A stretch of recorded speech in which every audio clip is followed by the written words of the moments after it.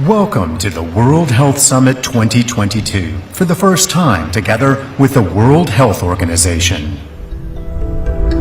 We must choose for our planet, for our health. The climate crisis poses a dire threat to the global health of humanity. Diseases like malaria and dengue fever are spreading. Heat waves and storm surges are claiming thousands of lives. And food security hangs in the balance for millions all over the world. Those who live in the global south are most in danger, although they contributed least to the climate crisis. We must take resolute steps in setting a course to achieve a climate-neutral world. We can create societies that value health and well-being for humanity, but also for ecosystems and the environment. A healthy planet is possible. Making the political choice for health, we can implement game-changing strategies that will decisively improve healthcare globally. Among them, a new international instrument for better pandemic prevention, protection, and response, so that new pathogens can be identified more quickly and jointly combated in good time worldwide. We also need health financing at a global scale that will strengthen healthcare systems everywhere and ideally give everyone an equal chance at a healthy life. One aspect of this is fully financing the global initiative to eradicate polio, ushering in a world free of the potentially wasting disease. Then there's digital health. It has huge potential to improve efficiency in healthcare systems and reduce costs dramatically. It can make vital information available to anyone, anywhere. And artificial intelligence is helping make diagnosis faster and more precise. We have decisions to make about new solutions in global healthcare. The World Health Summit 2022, together with the WHO, in Berlin and online. Please welcome to the stage Katharina Böhme and Axel Pries.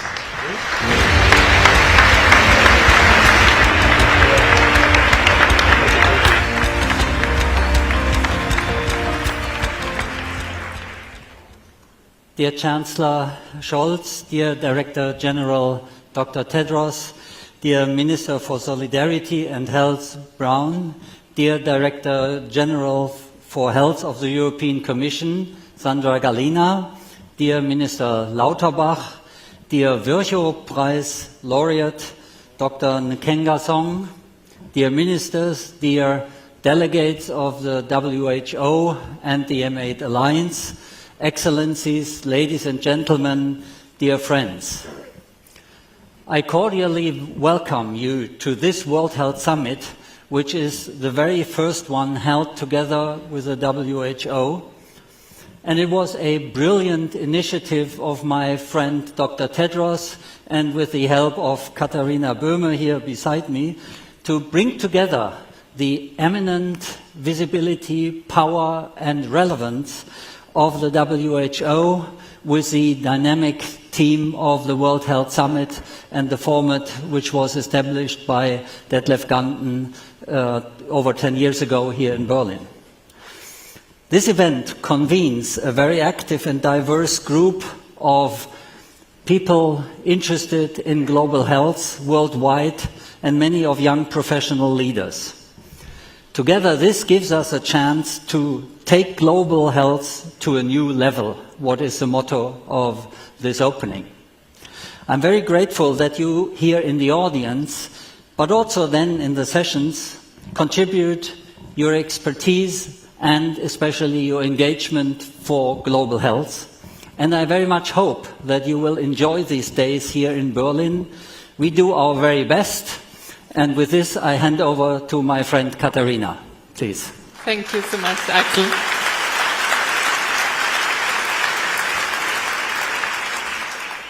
Excellencies, dear colleagues and friends, I'm abbreviating.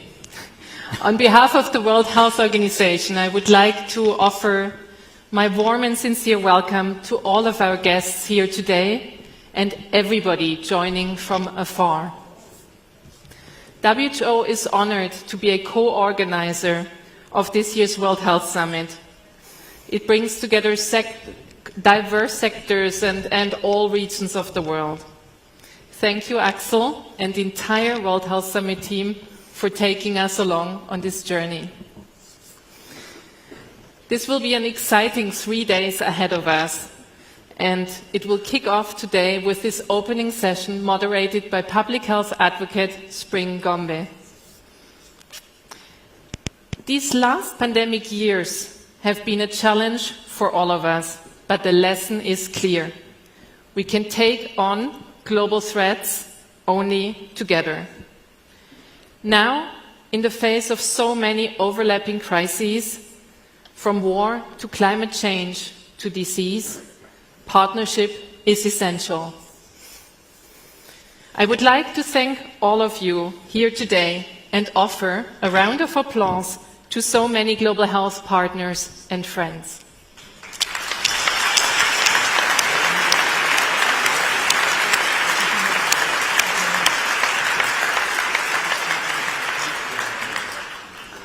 And on behalf of WHO, let me express my gratitude for the steadfast support and strong global health leadership of Germany, France, and the African Union, whose leaders, Chancellor Scholz, President Macron, and President Sall, are, along with Dr. Tedros, the patrons of this year's World Health Summit. Today we have the great privilege and honor of being joined in person by Chancellor Scholz. Germany has shown outstanding leadership in its commitment to multilateralism, strengthening the global health architecture, and fostering a world that works together to solve pressing problems. It's now my honor, on behalf of WHO and the World Health Summit, to welcome Chancellor Scholz.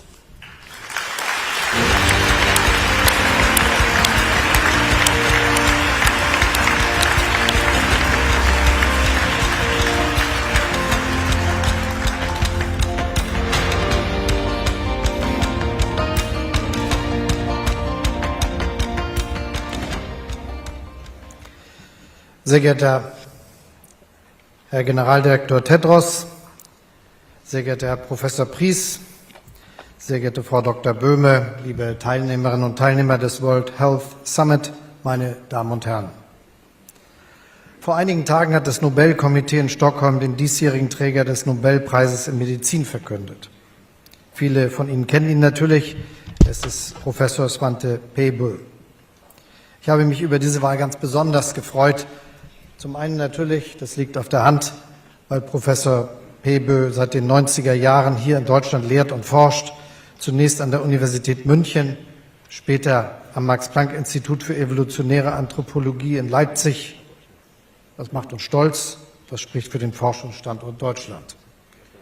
Zum anderen habe ich mich gefreut, weil wir international ja manchmal etwas belächelt werden dafür, dass hier in Deutschland angeblich viel zu viel Grundlagenforschung stattfindet. Immer wieder höre ich auch von dem Dilemma zwischen Ergebnisdruck und Innovation, vor dem viele Wissenschaftler und Wissenschaftler gerade in der Grundlagenforschung stehen, von der Schwierigkeit, Drittmittel einzuwerben. Nun aber können Sie sich auf den Nobelpreisträger berufen. Noch als Student der Ägyptologie und der Medizin hat er angefangen, an den Knochen ägyptischer Mumien zu forschen. Heimlich und immer in Sorge, sein Doktorvater und die wissenschaftliche Community würden ihn für verrückt halten. Sein erstes Forschungsmaterial bekam er übrigens aus dem Ägyptischen Museum im damaligen Ostberlin. 1984 war das. Dem Doktoranden gelang es dann tatsächlich, in den Zellen eines mumifizierten Kindes DNA zu finden.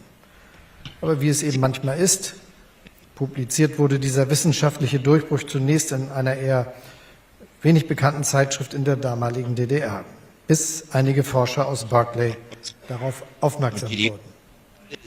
Der Rest ist Wissenschaftsgeschichte.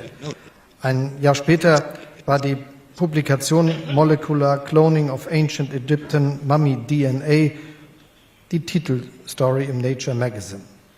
Internationale Zeitungen berichteten begeistert über die Erkenntnisse. Eine neue medizinische Disziplin war geboren, die Paläogenetik. Inzwischen hat der Nobelpreisträger mit seinen Kolleginnen und Kollegen nicht nur Antworten darauf gefunden, wie viel unseres Erbguts, jedenfalls bei einigen von uns als Homo sapiens mit unserem Vorgänger, dem Neandertaler, geteilt wird. Ich sage mal ganz unwissenschaftlich, es sind so zwischen 1 und 2%. Diese Genvarianten aber beeinflussen bis heute, wie unser Körper auf bestimmte Krankheiten reagiert. So wissen wir dank des Professors Studien zum Beispiel, dass einige von uns auf dem Chromosom 3 eine Variante tragen, die das Risiko stark erhöht, schwer an Covid-19 zu erkranken, aus dieser Zeit der Zusammenkunft mit dem Neandertaler. Meine Damen und Herren, ich finde, wir können aus der Geschichte einiges lernen. Erstens, Grundlagenforschung matters. Dass Professor Christian Drosten, der hier an der Charité Direktor des Instituts für Virologie ist, nur wenige Wochen nach Auftreten des Coronavirus in Wuhan einen ersten erfolgreichen Virusnachweis entwickelt hat, das war auch ein Ergebnis jahrelanger Forschung zu Coronaviren. Und das zu einer Zeit, als diese Viren den meisten Bürgerinnen und Bürgern unbekannt waren. Und dass Uğur Şahin und Özlem Türeci in ihrer Firma BioNTech innerhalb kürzester Zeit einen erfolgreichen Impfstoff gegen Covid-19 herstellen konnten, hat auch mit jahrelanger Forschung an mRNA-Technologien zu tun. In der Corona-Pandemie wurden dadurch unzählige Menschenleben gerettet. Und ich hoffe, dass dies erst der Anfang ist. Denken wir nur an die Potenziale beim Einsatz von mRNA-Technologie in der Krebstherapie. Als Bundesregierung werden wir die freie, von wissenschaftlicher Neugier getriebene Forschung daher weiter mit Nachdruck fördern. Dafür steht bei uns der Pakt für Forschung und Innovation. Dafür steht aber auch unsere Zusage, die Mittel für Forschung und Entwicklung weiter zu erhöhen auf 3,5% des Bruttoinlandsprodukts bis zum Jahre 2025. Meine Damen und Herren, das Beispiel für Professor Pebel zeigt aber noch etwas. Vernetzung matters, Zusammenarbeit matters, und zwar über Ländergrenzen hinweg, zwischen unterschiedlichen wissenschaftlichen Disziplinen, auch zwischen Wissenschaft, Politik und Gesellschaft. Ohne die aufmerksamen Kollegen aus Berkeley wäre seine bahnbrechende Forschung zur DNA unserer Vorfahren sonst womöglich in irgendeiner Schublade verschwunden. Für Vernetzung und Zusammenarbeit steht auch der World Health Summit. In den nächsten Tagen werden Sie hier intensiv miteinander diskutieren, international, interdisziplinär und auf höchstem wissenschaftlichen Niveau. Welche Bedeutung das hat, die Corona-Pandemie hat uns das vor Augen geführt. Wie andere Epidemien der vergangenen Jahre auch, wurde sie vermutlich durch Erreger verursacht, die von Tieren auf den Menschen übertragen wurden. Wenn wir solche Epidemien also künftig früher erkennen und besser noch vermeiden wollen, dann brauchen wir eine noch viel engere Zusammenarbeit unterschiedlicher Fachrichtungen, ein noch viel besseres Verständnis der Zusammenhänge zwischen der Gesundheit von Menschen, Tieren und der Umwelt. One Health lautet das Stichwort. Das ist natürlich nur einer von vielen Bereichen, in denen die Komplexität zunimmt in einer Welt, die immer enger vernetzt ist, immer stärker geprägt ist von wissenschaftlichen Innovationen und technologischen Fortschritt. Umso mehr ist Politik heute auf den Rat der Wissenschaft angewiesen. Gleich zu Beginn meiner Amtszeit als Bundeskanzler habe ich daher einen unabhängigen Rat von Corona-Expertinnen und Experten berufen, 19 Wissenschaftler und Wissenschaftler begleiten und beraten uns seither im Kampf gegen die Pandemie. Einige davon sind heute auch hier. In bislang 12 Stellungnahmen haben Sie uns wertvolle Hinweise gegeben in der Gesundheitspolitik, aber zum Beispiel auch zu unserer Kommunikation. So wie die Wissenschaft ihre Erkenntnisse immer wieder erweitert, neue Hypothesen aufstellt und überprüft, so muss auch eine wissenschaftsbasierte Politik immer wieder den von ihr eingeschlagenen Kurs überprüfen und anpassen. Auch im internationalen Vergleich kann man heute feststellen, diejenigen, die das getan haben, die auf den Rat von Expertinnen und Experten gehört haben, sind besser durch diese Pandemie gekommen als diejenigen, die rigide und ideologisch an einer bestimmten Krisenbekämpfungsstrategie festgehalten haben. Dieser Erfolg sollte uns in einem bestärken: denjenigen klar entgegenzutreten, die wissenschaftlichen Fortschritt bewusst anzweifeln, die gezielt Desinformation streuen, ja, die zum Teil sogar Wissenschaftlerinnen und Wissenschaftler diffamieren und bedrohen. Um es klar zu sagen, Drohungen gegen Wissenschaftler und Wissenschaftler können und werden wir nicht akzeptieren. Die Wissenschaftsfreiheit ist ein kostbares Gut und gemeinsam werden wir es verteidigen. Wichtig dafür ist Transparenz. Transparenz, wie wir sie etwa durch die Veröffentlichung der Ratschläge unserer Corona-Experten und Experten hergestellt haben. Das stärkt nicht nur das Vertrauen in wissenschaftliche und politische Entscheidungen, so entkräften wir zugleich manche Desinformationskampagnen. Und ich bin dankbar für den Beitrag, den der World Health Summit und Sie alle dazu leisten, indem Sie wissenschaftliche Informationen auch über Fachkreise hinaus den Bürgern und Bürgern zugänglich machen.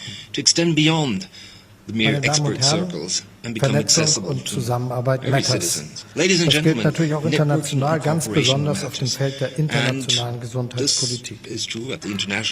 Als G7-Präsidentschaft haben wir Gesundheit daher zu einem Schwerpunkt unserer Agenda gemacht. Fast 1,2 Milliarden Impfstoffdosen haben die G7-Partner inzwischen abgegeben, mehr als zunächst zugelassen.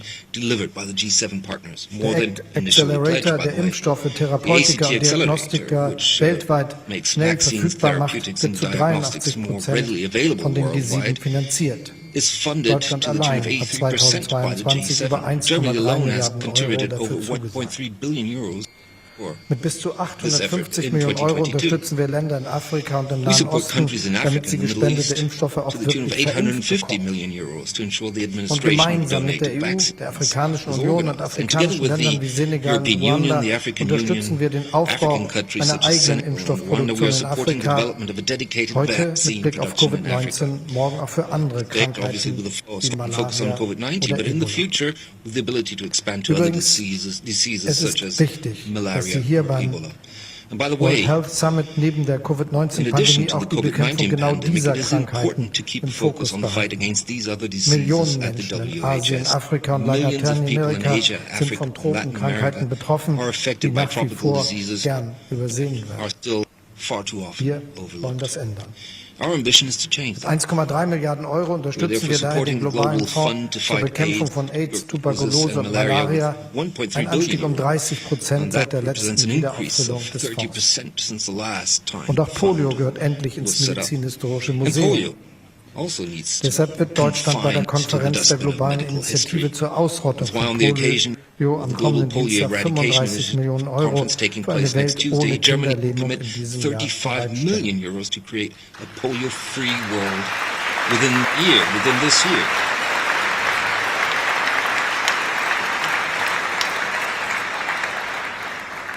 Meine Damen und Herren, damit bin ich in der Zukunft angekommen.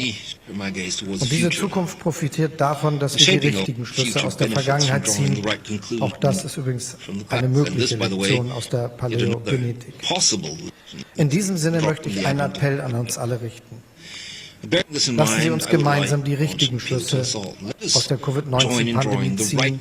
Preparedness matters. Die Weltgemeinschaft muss auf künftige Pandemien besser vorbereitet sein, muss Gefahren schneller erkennen, Informationen enger austauschen, Gegenmaßnahmen gemeinsam entwickeln und den Zugang für alle sicherstellen. Unter unserer G7-Präsidentschaft haben wir uns daher auf einen Pact for Pandemic Readiness geeinigt.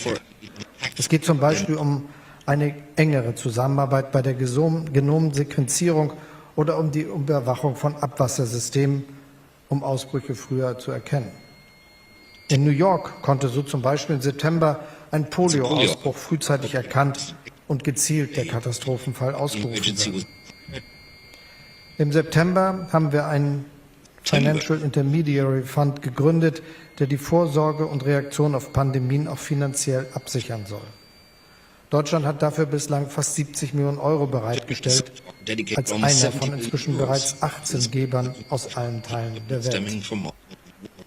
Und schließlich unterstützen wir die Verhandlungen über einen internationalen Pandemievertrag und die Änderung der internationalen Gesundheitsvorschriften, um gemeinsam besser vorbereitet zu sein und in Gesundheitskrisen besser agieren zu können.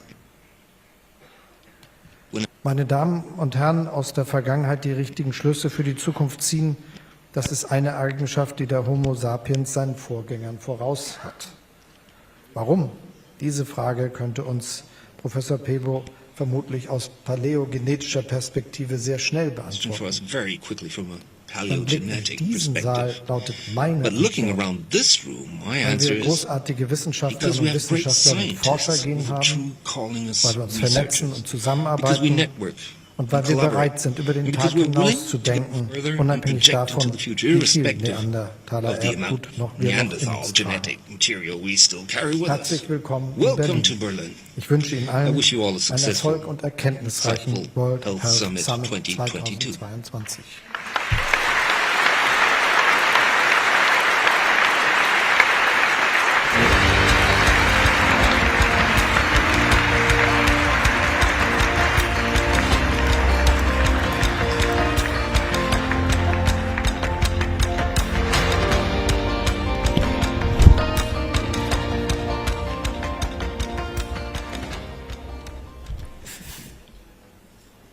Haben Sie vielen Dank, Herr Bundeskanzler. We appreciate the commitment, consistency and coherence with which Germany has prioritized global health at the multilateral level, to be sure, as you have outlined, but also at the national level, across all ministries, across party political lines, and integrating the Parliament. We're also very pleased to welcome representatives from those branches of government to this meeting. As we consider how to extend partnerships, networks, and coherence for global health, a strong message is sent from Africa. President Macky Sall of Senegal, chair of the African Union, patron of the World Health Summit, in his recent address to the UN General Assembly, called for a new global health order, one which demonstrates a will to, and I quote, overcome the reluctance and deconstruct the narratives that persist in confining Africa to the margins of decision-making circles, end quote. The continent's capacities and needs must, going forward, inform the design of a new, resilient global health architecture. Let us hear more from President Sall as he addresses us by video. Chers collègues, Mesdames, Messieurs les ministres, Monsieur le Président du Sommet mondial de la santé, Monsieur le Directeur général de l'OMS, cher Tedros, Mesdames, Messieurs, en tant que coparrain du Sommet mondial de la santé 2022, j'aurais bien voulu y participer en présentiel, n'eût été un calendrier chargé. Je salue et remercie les coparrains, le chancelier Olaf Scholz et le président Emmanuel Macron pour leur soutien. Ce sommet vient à son heure, en remettant les questions de santé publique au cœur de l'agenda international, alors que nous n'avons pas encore fini avec la pandémie Covid-19 et d'autres menaces sanitaires. Comme nous y invite le thème, il s'agit de faire le choix de la santé. Plus que jamais, la santé s'impose en effet comme un bien public mondial dont nous devons solidairement prendre soin. Puisque les crises sanitaires transfrontalières liées à d'autres facteurs nous exposent à des vulnérabilités communes. Ainsi en est-il de l'interdépendance entre changement climatique, système alimentaire, paix et santé qui seront au centre de vos discussions. En tirant les leçons de la crise actuelle, nous devons mieux nous préparer aux défis.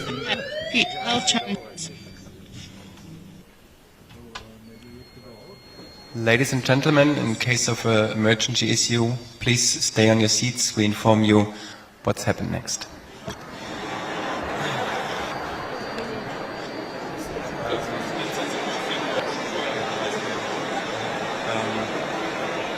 Dann schickst du ja bitte raus.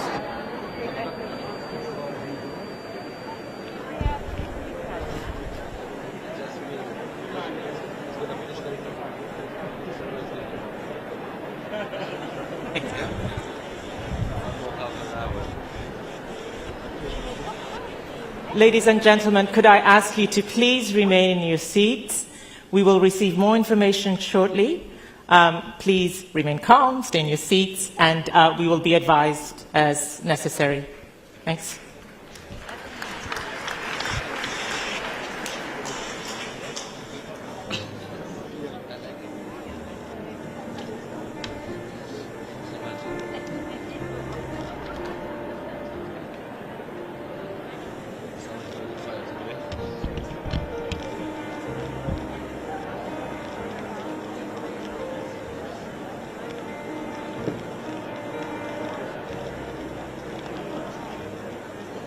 Meine Damen und Herren, es geht weiter. Ladies and gentlemen, could we please continue?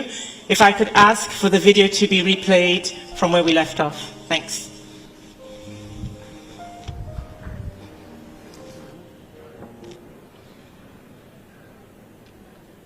Chers collègues, Mesdames, Messieurs les ministres, Monsieur le Président du Sommet mondial de la santé, Monsieur le Directeur général de l'OMS,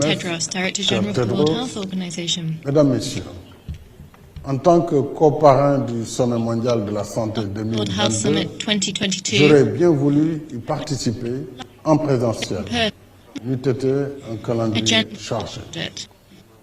Je salue et remercie les coparrains, le chancelier Olaf Scholz et le président Emmanuel Macron pour leur soutien. Ce sommet vient à son heure en remettant les questions de santé publique au cœur de l'agenda international. Alors que nous n'avons pas encore fini avec la pandémie de Covid-19 et d'autres menaces sanitaires. Comme nous y invite le thème, il s'agit de faire le choix de la santé. Plus que jamais, la santé s'impose en effet comme un bien public mondial dont nous devons solidairement prendre soin. Puisque les crises sanitaires transfrontalières liées à d'autres facteurs nous exposent à des vulnérabilités communes. Ainsi en est-il de l'interdépendance entre changement climatique, système alimentaire, paix et santé qui seront au centre de vos discussions. En tirant les leçons de la crise actuelle, nous devons mieux nous préparer aux défis sanitaires à venir. À cet égard, l'Afrique garde comme priorité essentielle le renforcement et la modernisation de ses structures de santé, la formation de personnels médicaux et paramédicaux qualifiés, la production médicale et pharmaceutique, y compris les vaccins, pour assurer la souveraineté dans ce domaine. Je n'oublie pas la problématique de l'accès aux plateformes de commercialisation des vaccins et autres produits biotechnologiques pour que l'Afrique puisse pleinement participer à la lutte contre les menaces sanitaires. Le Sénégal reste engagé dans cette dynamique de recherche, d'innovation et de collaboration. C'est le sens du Forum Gallien Afrique, doté du prix du même nom que notre pays accueille depuis 2018 pour encourager la recherche et l'innovation médicale sur le continent. Et c'est aussi le sens de la tenue l'année prochaine à Dakar Next year in Dhaka, we're going to be holding the Grand Challenges Annual Meeting of Bill and Melinda Gates Foundation. I'd like to congratulate Dr. Tedros and the organisers of the World Health Summit 2022. I wish you the very best success with your work.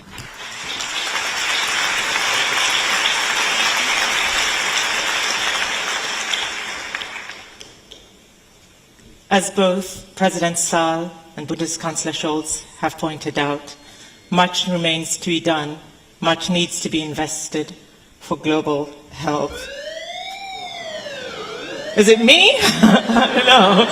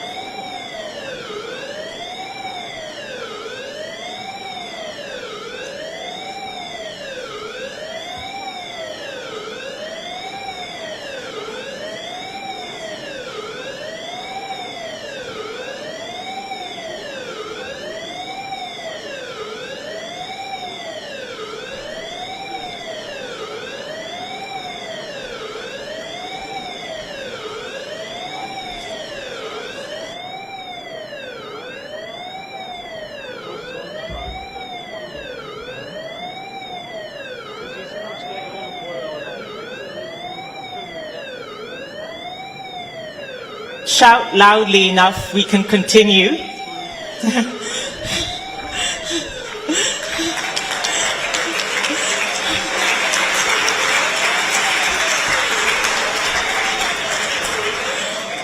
So we are discussing pressing issues. Someone pressed the fire alarm.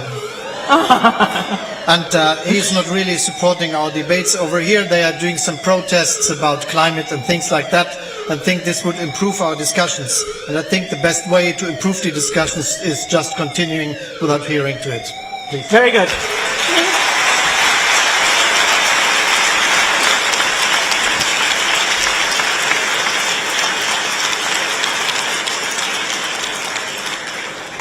This will be a World Health Summit to remember.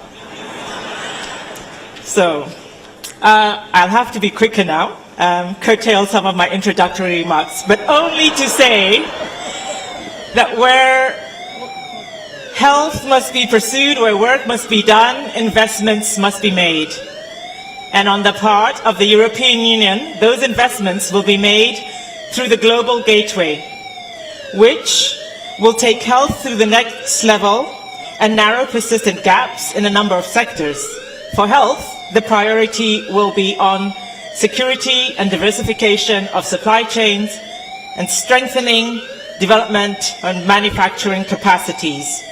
To learn more about the ambitious and very welcome plans of the EU, may I welcome Ms. Sandra Gallina, Director General of DG Santé, the Director General for Health and Food Safety of the European Union, speaking on behalf of President von der Leyen.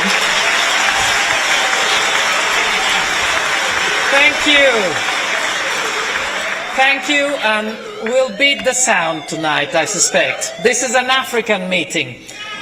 Chancellor Scholz, President Priest, Director General Tedros, I am humbled to be here, and Your Excellence, distinguished guests, ladies and gentlemen, thank you for joining us. I have never seen such a crowded room for health. I have the privilege to speak to you on behalf of President von der Leyen and to underscore the European Commission's continuing support to this, I would say, to the pandemic and to the fight to the pandemic. Promoting and protecting global health has gone from being important to being absolutely essential to ensure the well-being of our citizens and our social and economic stability. The COVID-19 pandemic, thank you, without health there is nothing else. There is no economy, there's no society. The COVID-19 pandemic, you know, the COVID-19 pandemic, the war in Ukraine, or the climate crisis, which has been quoted tonight several times, have undermined decades of progress towards the Sustainable Development Goals. You remember that? Including those related to health. But at the same time, these crises remind us that our greatest challenges are common ones. We can only overcome them together. They have also given us an opportunity to reset our engagement in global health in a complex geopolitical environment. So I am honored and humbled, I repeat, to join this year's World Health Summit, which provides us with a platform to do exactly that. And I want to thank wholeheartedly the organisers, the World Health Organization and Germany for gathering us in Berlin today.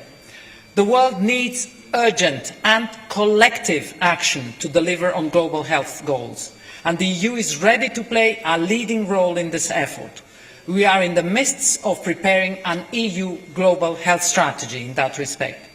It represents our determination to take a global health to a new level and realise the highest attainable standard of health based on solidarity, equity and respect for human rights.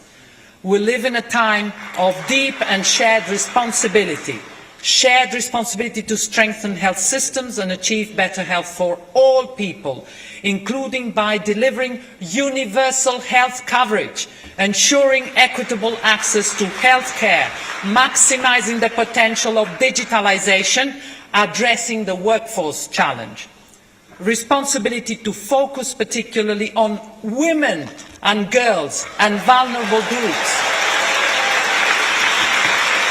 Remember Iran. Responsibility to address the interlinkages between health and the environment, food security, climate and other important policies. We urgently need to shape a new, enhanced health order with an effective and accountable WHO at its core. We need to build a permanent link between global health and finance efforts and fill the gaps in global governance. Germany's vibrant leadership and Indonesia's drive have shown the importance of G7 and G20 in this endeavour. Negotiations on the financial intermediary fund offered us an important choice: to anchor its work to the WHO experience and support the future pandemic agreement, or to unmoor the fund from our multilateral system. The EU will continue to fight against any fragmentation at every opportunity. This is a collective responsibility. We need to achieve a quantum leap in our preparation for response to health threats. Building on Act A, we must consider a permanent platform that embodies vaccine equity and affordable access to countermeasures. We must aim at a global surveillance network that fully embodies the One Health principles that were quoted just by the Chancellor. And, we must require robust international rules, including a legally binding pandemic agreement. Let me finish by stressing that Team Europe will maximise its enormous potential for positive impact. We know what we need to do, I think. Today we are stretching our hand out to others to join us in this effort to deliver a more equitable global health order. To succeed, we must engage in frank and inclusive discussion on global health, on governance structures, on fragmentation, sustainable financing and on human rights. I look forward to begin this discussion here because the World Health Summit is the ideal setting for all of this. Thank you.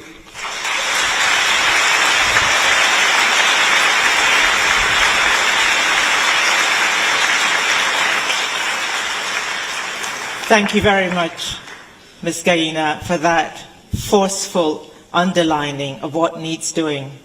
And so if we are to build this new anatomy of resilience for global health, we know it must be on the robust, if sorely tested skeleton of the World Health Organization, our World Health Agency. Under the leadership of Dr. Tedros Ghebreyesus, the people of the WHO have performed Herculean labors to guide us through the very, very turbulent times we are in, and they are still not over. And so as I invite Dr. Tedros to the podium, I do think this is a really good moment for all of us to show our appreciation to the people of the World Health Organization in all regions of the world.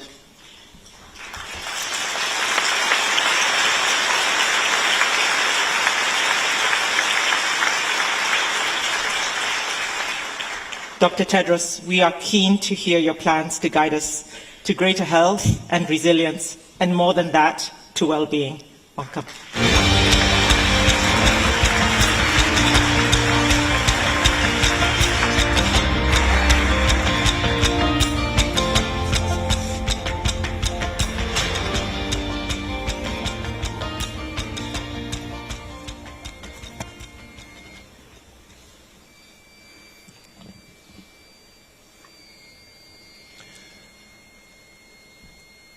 After the L, I'm very quiet now.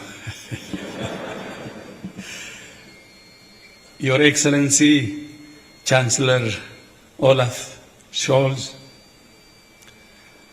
and all protocols observed, the whole list of Professor Axel Priest, I endorse that. Excellencies, dear colleagues and friends, Guten Abend. It's an honor to be here. And vielen Dank to you, Chancellor Scholz, and the government and people of Germany for your hospitality. My thanks also to you for your patronage of the World Health Summit, together with me and our fellow patrons, President Emmanuel Macron and President Macky Sall. I would also like to thank Professor Axel Priest and your colleagues for your partnership as co-hosts of the World Health Summit for the first time. About 14 years ago, I received a call asking me if I was interested in joining a committee to start a new health conference in Germany. Thank you, Dr. Detlev Ganten, the past president, for that surprise many years ago. The first, and also thank you for your leadership, the first World Health Summit was held in 2009, which, as you remember, was the same year that the world last experienced a pandemic of H1N1 influenza. We are at a similarly decisive moment now, as the world emerges from the most severe health crisis in a century. The theme of this year's World Health Summit is taking global health to a new level. It sounds great, but what does it mean? Let me suggest three things. First, taking global health to a new level means we need a new global agreement or global accord based on a shared vision. At exactly the moment when the world needed to come together to face this common threat as one, the COVID-19 pandemic has been characterized by a lack of cooperation and coordination. When we can only face shared threats with a shared response, based on a shared commitment to solidarity and equity. That's what the pandemic accord or pandemic agreement that countries are now negotiating is all about. An agreement between the nations of the world to work together, not in competition with each other, to prepare for and respond to epidemics and pandemics. In 1968, at the height of the Cold War, countries across ideological divide came together to sign the Nuclear Non-Proliferation Treaty. Today, it remains as relevant as ever. In the same way, the global accord now being negotiated will underpin the global approach to epidemics and pandemics for decades and maybe even centuries to come. And that's why we call it generational agreement. I need to be very clear. This accord or agreement is being negotiated by countries, for countries, and will be adopted by and implemented by countries in accordance with their own national laws. The claim by some that this accord is an infringement of national sovereignty is quite simply wrong. It will not give WHO any powers to do anything without the express permission of sovereign nation states. If nations can negotiate treaties against threats of our own making, like nuclear, chemical and biological weapons, tobacco and climate change, then surely it makes sense for countries to agree on a common approach to a common threat that we did not fully create and cannot fully control, a threat that comes from our relationship with nature itself. Such an agreement will provide an essential framework and foundation for other initiatives to keep the world safe. Which leads me to my second suggestion. Taking global health to a new level requires a new global architecture that's coherent and inclusive. Just as the pandemic exposed political vulnerabilities, it also exposed technical and operational vulnerabilities in the world's collective ability to prevent, detect, and respond to outbreaks and epidemics. It's clear we need new and better tools to build a new and better architecture. Several parts of that architecture are already being constructed. Stronger financing through the newly established Financial Intermediary Fund that His Excellency the Chancellor indicated. Thank you for your generosity and joining. Stronger global surveillance through the WHO Hub for Pandemic and Epidemic Intelligence, which opened here in Berlin last year. Stronger accountability through the Universal Health and Preparedness Review, which is now being piloted in 4 countries. And a stronger WHO, thanks to the historic commitment by member states at this year's World Health Assembly to make our financing substantially more predictable, flexible, and sustainable. A new agreement and a new architecture are essential, but we also need fundamental changes to the conditions that shape the health of the world's people. Which brings me to my third suggestion.